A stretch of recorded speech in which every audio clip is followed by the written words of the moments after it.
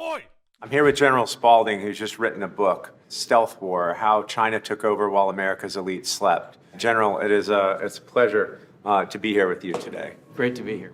So, very few books have been written, I think, unvarnished on what China's really doing, what their grand plan is, what their grand strategy might be, and your journey through China is one that I think people need to hear about.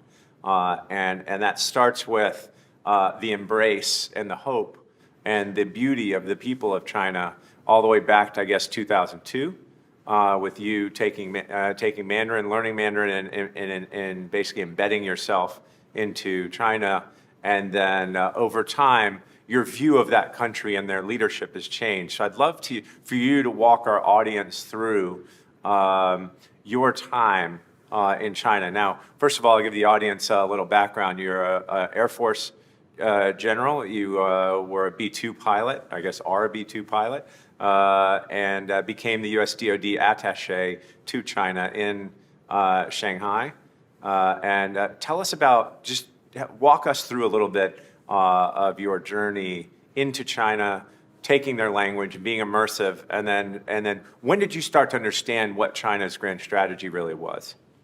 Yeah, so I was selected back in 2001 to be an Olmsted Scholar in China. It's really a wonderful program where three military officers in each branch get selected each year to go live and study abroad in a foreign country for 2 years. And at the time, you have to say, hey, what country do you want to go to? And I thought, first of all, number one, I wasn't going to get accepted as a very prestigious program.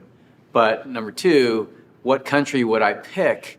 And as I looked around the world in 2001, the most strategic country that I could think of, whether it's going to be a cooperative relationship or an antagonistic relationship with the United States, that was still yet to be seen. Would be China. But it would be China. And so that happened to be the year China was ascending to the WTO, right? It was. And so I applied for the program, got selected unbeknownst to me, and went home, told my wife, not only are we not getting out of the Air Force like I said I was, we're going to go live in Shanghai. And so we moved to Monterey, California. I learned Chinese over the next year, 2001, 2002, at the Defense Language Institute. And so we moved into Shanghai, Pudong, which is the eastern side, which is the more modern side of Shanghai. It's a new side that the Communist Party built up in the 90s, and got to experience China for 2 years. I studied at Tongji University, which is the premier civil engineering school in China, and traveled all over the country. And it was the most incredible experience. My kids loved it. My wife loved it. I loved it. We got to know the Chinese people. And they were some of the most hardworking, resilient, friendly people that you'll ever meet. And, at the time, I was like, this place is incredible. All of my neighbors were building factories. The Fortune 100 companies were building factories in the Shanghai Special Economic Zone. Everybody was doing well economically, not just the foreign companies, but also the Chinese people themselves. They were happy. They seemed to love what was going on. The thing that was interesting, but I didn't challenge, was that all the people told me, hey, we could never have democracy here in China because, the Chinese people really can't handle democracy. It would be too chaotic here. And, at the time, I never thought about it. Never thought to challenge that, particularly since Taiwan was across the strait and they were a very vibrant economy. But, nevertheless, I thought when I left in 2004, after that 2-year experience, I told my wife, I said, I'm going to retire from the Air Force and I'm going to come back here and move back to China. Shanghai. So what changed? How did you start to see what their grand strategy is as a government, as the Communist Party's grand strategy? It actually started at the Council on Foreign Relations. So over 10 years later, the Air Force decided, this experience, this language, this culture, that you understand China a lot better than most, and we want to push you to be the Air Force's nominee at some point to be the defense attaché in Beijing. And so there's a process. Yeah. It's a process to develop you to have the right understanding, knowledge, diplomacy, and other things to be able to do that. So the first step of that process was to be military fellow at the Council on Foreign Relations. And that was the first time I was really exposed to the business community, the financial community. And I had a really fateful lunch there with a gentleman that ran a hedge fund in China. And we had a conversation about what's the future of China. And I, believed at the time that their economy was going to stagnate. They had reached the end of their growth model, and they were going to have a hard time, establishing a high value-added economy going forward. And he said, no, you're wrong. They're going to plateau for a bit, and then they're going to take off and then become the most powerful economy and the most powerful country in the world. And I said, that really doesn't make sense. I was still had a lot of hubris about the United States. We have the best system, we have the best model. We're going to come out of this, and there's no way that this is going to be the case. But that began my education on another part of China that, quite frankly, I didn't realize. And so I moved from there to be the advisor to the chairman of the Joint Chiefs on China. And it was at that time that I began to learn what it was to be a military diplomat. I began to learn about the Chinese government, and more importantly, I began to learn about the Chinese Communist Party. I read documents like the Chinese Communist Party Constitution. I don't think So you weren't coached, let's say, per se, by the U.S. military at the time. They gave you a plethora of resources for you to figure this out on your own. Actually, no. I was taught in the standard line of diplomats to have the same point of view that the last 40 years had been taking us. And so I was taught that if you want to tell the Chinese about something that's bad, like concentration camps or forced organ harvesting, always do it in private, never do it in public. And in fact, the Chinese would tell us the same things. Yes, we understand that you guys believe in human rights and democracy and freedom and everything. Just don't talk to us about that in public. Please do it in private. It'll be much better for both of us. If you do it in public, then we have to, be a little bit more effusive in our going against that. But we can certainly listen to your pleas in private. And so we were taught essentially not to air dirty laundry in public. And it really became, as I watched this back and forth, what I was supposed to say to my counterparts at the People's Liberation Army and what they were telling me, we were saying the same things. In other words, they had co-opted the diplomatic language between the two countries to the point where all of our talking points were essentially their talking points. So they had embedded their talking points within ours. And so that's interesting. You're saying that not only can they control their own narrative within China, and they can use the Global Times and Xinhua and Taichin all over the world to try to control the world narrative about China. You're telling me that they can control the U.S. military diplomat language and control even that narrative when you're over there. Right. And so one of the things that they'll say, and what Xi Jinping frequently says, and he says it at Davos all the time, is that globalization, we need globalization. Yeah. Right? We need to have open markets. We need to have, everybody should be getting along and we should all be trading with each other. And then, so. And wait, what he means is he wants global open markets everywhere. He wants to participate, but not at home. And I didn't understand that until, so this fateful meeting that all the people I met while I was in New York actually began to play into my learning about what was going on. And so in the fall of 2014, as I'm sitting in the Pentagon reading the Chinese, so there's a Chinese Communist Party constitution and there's a People's Republic of China constitution. Most people don't know there's two constitutions. Now, when you think about... Wait, why is that? So if you think about a country and you think about the sovereign of the country, so our sovereign, our State Department acts as a sovereign for diplomatic purposes. In other words, when it goes across, it represents the sovereign of the United States when it interacts. Yeah.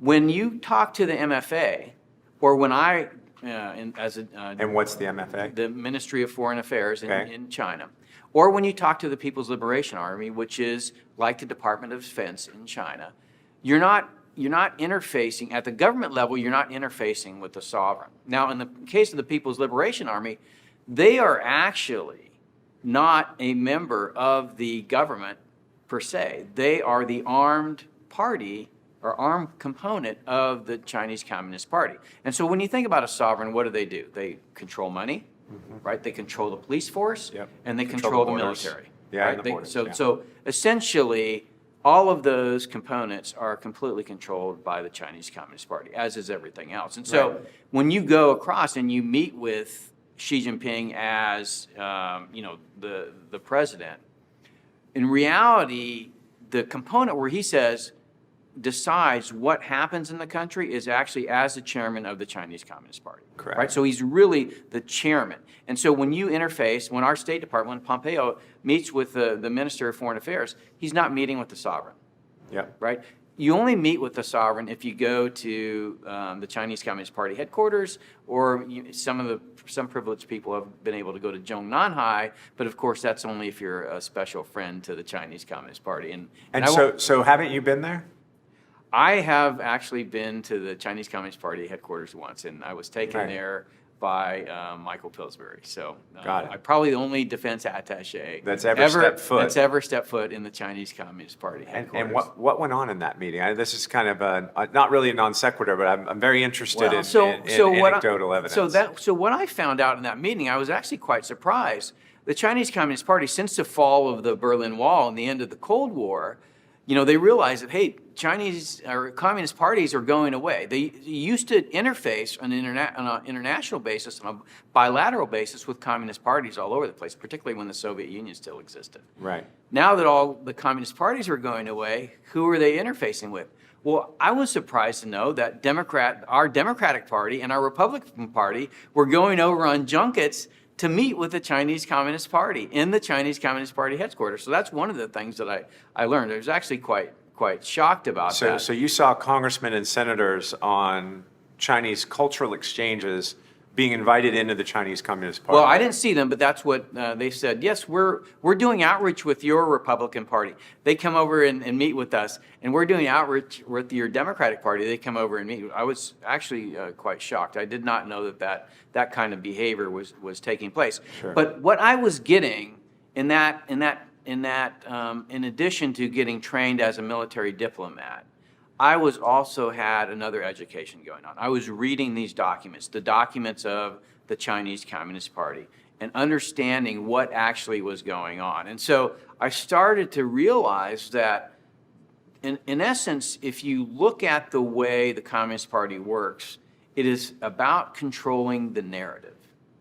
It is about controlling what you think and how you speak about the word China and the Chinese people. So now, even in the United States or in China, when you say China, ...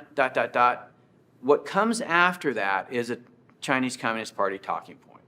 The narrative that says, for example, if you bring up things like concentration camps for Uyghurs or forced organ harvesting, or the fact that Confucius Institutes do censorship of speech and suppression of religion on university campuses in the United States, you are being racist, right? That is a Chinese Communist Party talking point. I've experienced it many times. Another Chinese Communist Party talking point is if you say something about, Uyghurs in concentration camps or, the forced organ harvesting, then you just angered 1.4 billion Chinese people. So the Communist Party wraps themselves into this wonderful people and culture and history that I got to know and love in 2002 and 2004, and really takes that mantle and says, when you're talking about the evil nature of the Chinese Communist Party, you're investing that in the Chinese people.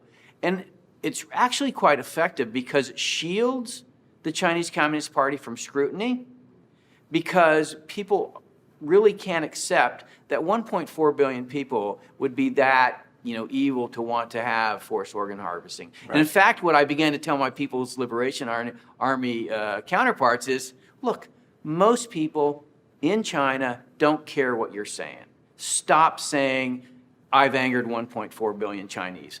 I remember all my friends when I'm walking around in Shanghai, I guarantee you they were worried about living their life. They could care less what you thought as the People's Liberation Army. So you're saying that the Communist Party creates its own safe harbor, and its safe harbor is any criticism of any of the evil that the government is engaging in gives them that safe harbor to just say, you're just a racist. Because right.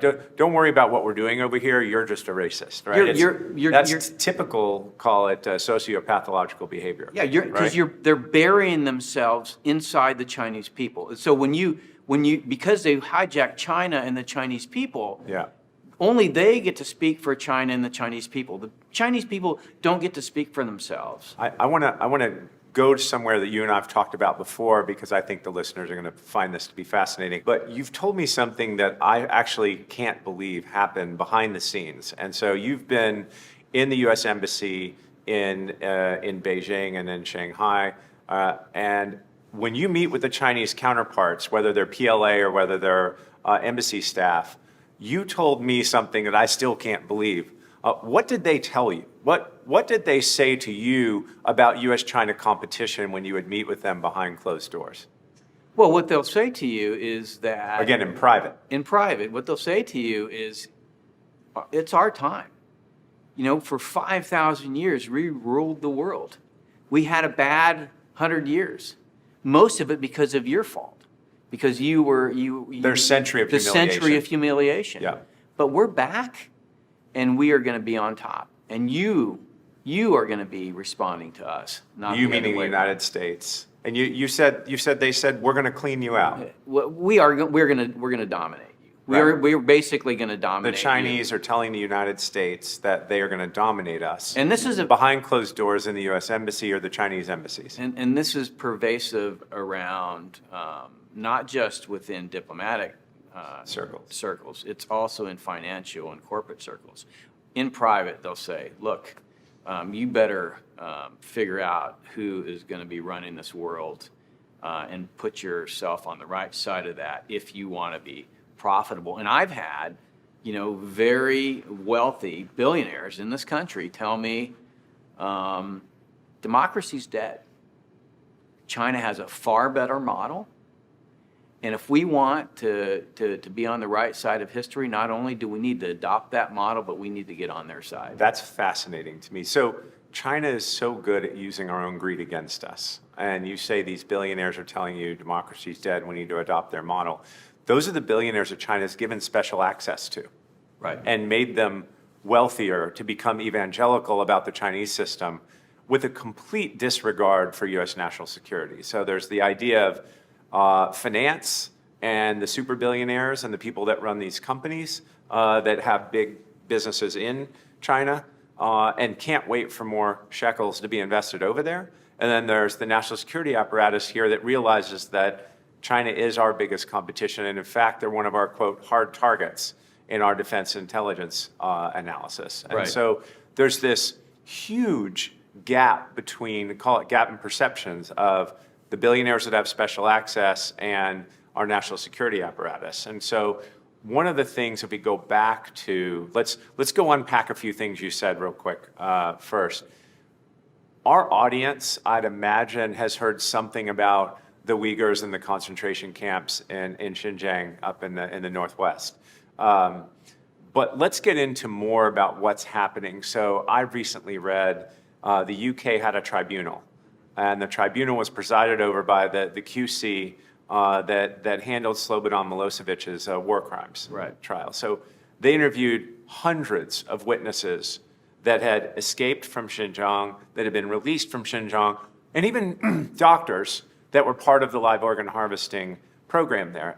And when you read ChinaTribunal.com and you go through the summary of what happened, China and the CCP are actually taking organs out of humans while they're still alive and they're just paralyzed. Why is this something that the world doesn't know about? Why is this something that the press hasn't carried? We talk about it because we follow these things daily, but how do how does this get out into the open so that these billionaires that say democracy is dead, we need to adopt their way, and does that mean we need to put 2 or 3 million people in concentration camps and rip their organs out of them while they're alive? What exactly are they saying to us, and how do we bridge this gap? Well, what you're talking about is so horrific. Like when you're confronted with it, it is so bad that you really can't absorb it.